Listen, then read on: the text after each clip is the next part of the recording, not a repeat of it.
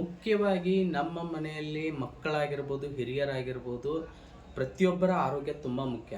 Junk food ಅಂತ ಯಾಕೆ ಕರಿತೀವಿ ಅಂತಂದರೆ, ನಾವು ಬೇಕರಿ ಐಟಮ್ಸ್ಗಳಲ್ಲಿ ಅಥವಾ ಬೀದಿ ಬದಿ ವ್ಯಾಪಾರ ಮಾಡುವಂಥ ಕೆಲವು ಫುಡ್ಗಳಲ್ಲಿ ಕಲರನ್ನು ಬಳಸ್ತಾ ಇದ್ದಾರೆ. ಆ ಕಲರ್ ಹಾನಿಕಾರಕ ಕಲರು.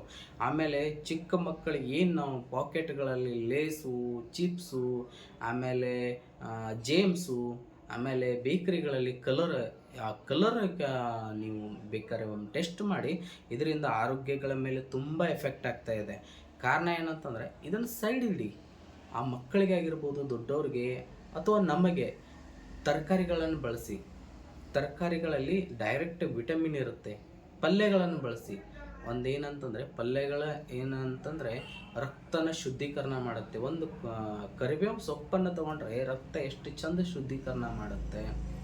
ಆಮೇಲೆ ಅರಿಶಿಣ ಬೇರನ್ನು ನಾವೆಲ್ಲಾದರೂ ಗಾಯಗಳಾದರೆ ಹಚ್ತೀವಿ. ಕಾರಣ ಏನಂದರೆ, ನೈಸರ್ಗಿಕ ಗುಣ ಇದೆ. ಲವಳ್ಸರ ಆಗಿರ್ಬೋದು, ಈ ಥರ ಹಲವಾರು ವಿಷಯಗಳನ್ನು ಹೇಳಿದರೆ ಯಾವತ್ತೂ ಮುಗಿಯೋದಿಲ್ಲ. ಇಲ್ಲಿ ನಾವು ಯಾರನ್ನು ಬ್ಲೇಮ್ ಮಾಡ್ತಾ ಇಲ್ಲ. ಯಾವ ಒಂದು ಏನಂತಂದರೆ ಯಾರನ್ನು ದೂಷಣೆ ಮಾಡ್ತಾ ಇಲ್ಲ. ನಿಮ್ಮಲ್ಲಿರ್ತಕ್ಕಂಥ ಆಹಾರ ಪದ್ಧತಿಯನ್ನು ಬದಲಾವಣೆ ಮಾಡಿಕೊಳ್ಳಿ. ನಿಮ್ಮ ಒಂದು ಆಹಾರ ಶೈಲಿ ಬದಲಾವಣೆಯಿಂದ ನಿಮ್ಮ ಆಯುಷ್ಯ ವೃದ್ಧಿಯಾಗುತ್ತೆ. ನಿಮಗೆ ಬರ್ತಕ್ಕಂಥ ಕಾಯಿಲೆಗಳು ದೂರ ಆಗುತ್ತೆ ಅನ್ನೋದು ಹೇಳ್ತಾ ಇದ್ದೀನಿ. ಒಂದನೇದು. ಎರಡನೇದು ಏನಂತಂದರೆ, ನೀವೇನಾದರೂ ವ್ಯಾಪಾರಸ್ಥರಾಗಿದ್ದರೆ ಅಥವಾ ನೀವೇನಾದರೂ ಬೀದಿ ಬದಿ ವ್ಯಾಪಾರ ಮಾಡೋರಾಗಿದ್ದರೆ, ನೀವು ಶುದ್ಧವಾದ ಆಹಾರನ ಕೊಡೋದು ಕಲೀರಿ. ಯಾಕಂತಂದರೆ, ನಿಮ್ಮ ಮನೆಯ ಮಕ್ಕಳಿಗೆ ಅದೇ ಕಲರ್ ಹಾಕಿರೋದ ಫುಡ್ ಕೊಡಲ್ಲ. ನೀವು ಬೇರೆಯವ್ರ ಮಕ್ಕಳಿಗೆ ಕೊಡ್ತೀರಾ.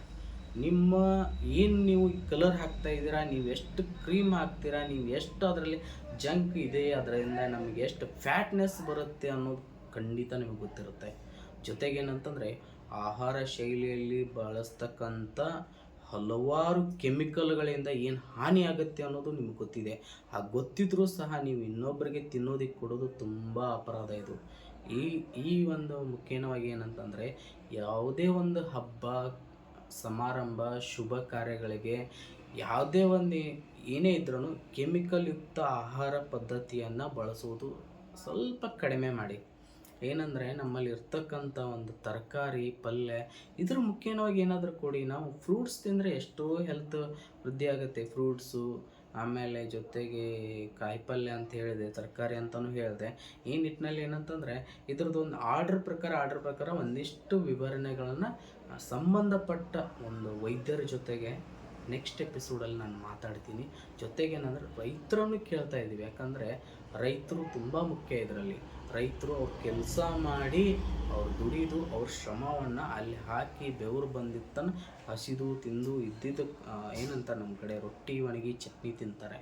ಆದರೆ ನಾವೆಲ್ಲೋ ಒಂದು ಕಡೆ ಸಿಟಿಯಲ್ಲಿ ಬೆಳೆದವರು AC ಗಾಳಿ ಮಧ್ಯದಲ್ಲಿ ಫಿಲ್ಟರ್ ನೀರಿನಲ್ಲಿ ಹೊರಗೆ ಬಿಸಿಲು ಕಾಣದೆ ನಾವು ಸೂರ್ಯನ ಕಿರಣನೇ ನೋಡಲ್ಲ. ಆ ನಿಟ್ಟಿನಲ್ಲಿ ನಾವು ಕೆಲಸಗಳ ಒತ್ತಡದಲ್ಲಿ ಮಿನರಲ್ ವಾಟರ್ ಕುಡಿತಾ ಇದ್ದೀವಿ. ಅದರಲ್ಲಿ ಎಲ್ಲ ಸತ್ವಗಳನ್ನು ಕಳೆದುಕೊಂಡ ವಾಟರನ್ನು ಕುಡಿತಾ ಇದ್ದೀವಿ. ಅದಕ್ಕೂ ಕೆಮಿಕಲ್ ಮಿಕ್ಸ್ ಇರುತ್ತೆ ಅನ್ನೋದನ್ನು ಹೇಳ್ತಾ ಇದ್ದೀನಿ. ಬನ್ನಿ ನೆಕ್ಸ್ಟ್ ಎಪಿಸೋಡಲ್ಲಿ ಇನ್ನಷ್ಟು ಹೇಳ್ತೀನಿ.